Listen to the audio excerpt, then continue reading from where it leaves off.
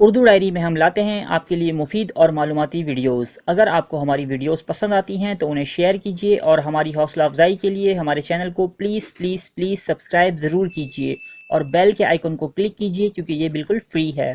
نوجوانی کا دور زندگی کا سب سے حسین، انرجی اور جذبوں سے بھرپور دور ہوتا ہے، لیکن یہی دور زندگی کا انتہائی نازک دور بھی ہے۔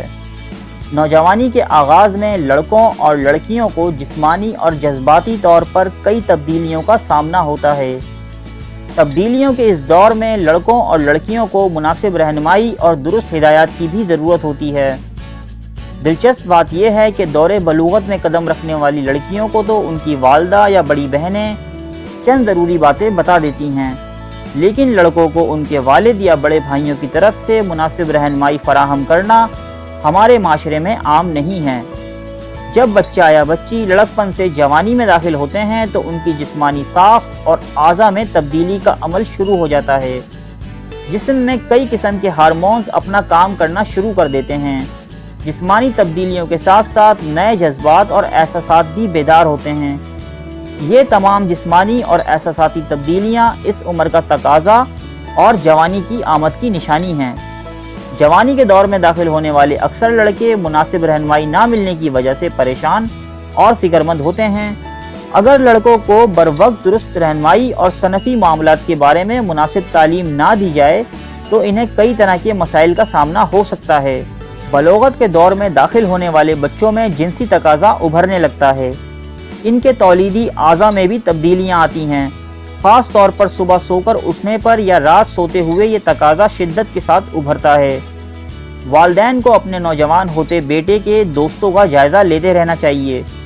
والدین کو اس بات کا خیال رکھنا چاہیے کہ لڑکے کا اٹھنا بیٹھنا اپنی عمر سے زیادہ بڑے لڑکوں یا تنہا رہنے والے مردوں کے ساتھ نہ ہو۔ جن گھروں میں مرد ملازم ہوں، مثلاً خان سامہ، ڈرائیور یا مالی وغیرہ، ان سے نوجوان ہوتے بچوں کے دوستانہ تعلقات والدین کی نظروں میں رہنے چاہیے۔ اس عمر کے لڑکوں کو کسی غیر مرد کے ساتھ تنہا نہ چھوڑیں۔ ہو سکتا ہے کہ وہ مرد لڑکے کے ساتھ جذباتی باتیں کر کے اسے جنسی ہیجان میں مبتلا کر دے۔ والدین کو یہ بات ذہن نشین رکھنا چاہیے کہ لڑکے بھی زیادتی کا نشانہ بن سکتے ہیں۔ ایسی زیادتی کا نشانہ بننے والے کئی لڑکے شدید خوف و ہراس میں مبتلا ہو جاتے ہیں، جبکہ بعض لڑکے اس عمل میں دلچسپی لینے لگتے ہیں۔ کئی نوعمر لڑکے نوجوانی میں ابھرنے والے تقاضوں اور لڑکیوں میں کشش کو شیطانی وسوسے یا شیطانی خیالات قرار دیتے ہیں۔ ایسے نوجوان ان فطری خیالات کو گناہ سمجھتے ہیں۔ ان خیالات کی شدت پر وہ شرمندگی محسوس کرتے ہیں۔ ایسے بعض لڑکے شادی کے بعد صنفی تعلقات کے قیام میں بھی دشواری محسوس کرتے ہیں۔ وہ قدرت کے بنائے ہوئے نظام پر عمل کرنا اور ان سے لذت حاصل کرنا بھی گناہ سمجھ رہے ہوتے ہیں۔ یہ بلا وجہ کا احساس گناہ میاں بیوی کے فطری تعلقات میں کئی رکاوٹوں کا سبب بن جاتا ہے۔ اس احساس گناہ سے کئی نفسیاتی اور معاشرتی مسائل جنم لے سکتے ہیں۔ اس سوچ کو بھی مناسب رہنمائی کے ذریعے درست کرنے کی ضرورت ہے۔ اکثر و بیشتر لڑکے مشت زنی، جسے ماسٹربیشن کہا جاتا ہے، کی زیادتی میں مبتلا ہو جاتے ہیں۔ بعض لڑکے مختصر مدت کے لیے اور بعض لڑکے کئی سال یہ عمل جاری رکھتے ہیں۔ ایسے اکثر لڑکے بعد میں اپنی جسمانی کمزوری کا سبب اپنی ان حرکتوں کو قصوروار قرار دیتے ہیں۔ والد، بڑے بھائی یا خاندان کے دوسرے بڑے حضرات اگر نوعمر لڑکوں کو اس دور کے نئے تقاضوں اور ان پر رد عمل کے بارے میں مناسب تعلیم دے دیں تو نوعمر لڑکے کئی غلط کاموں سے اور جسمانی و نفسیاتی کئی مسائل سے بچ سکتے ہیں۔ لڑکیوں کو پسند کرنا یا ان کے بارے میں سوچنا کوئی شیطانی یا غیر فطری عمل نہیں ہے، مگر لڑکوں کو عورت کا احترام سکھانا والدین کی ذمہ داری ہے۔ ماں اور بہنوں کو اس حوالے سے خاص طور پر اپنا کردار ادا کرنا چاہیے۔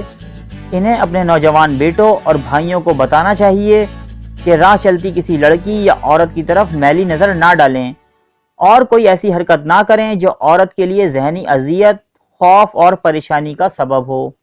ارے فرینڈز، ایک منٹ، آپ ایسے ہی جا رہے ہیں؟ اتنی محنت سے ویڈیو بنائی ہے، ایک لائک تو بنتا ہے نا؟ اور دوسرا یہ کہ آپ ہمیں اتنی بڑی دنیا میں دوبارہ کیسے ڈھونڈیں گے؟ تو اس کا حل یہ ہے کہ آپ ہمارے چینل کو سبسکرائب کر لیجئے اور اس بیل کے آئیکن کو کلک کر دیجئے اس طرح ہمارے آنے والی تمام ویڈیوز آپ تک پہنچتی رہیں گی۔ ارے ڈریے مت، یہ بالکل فری ہے۔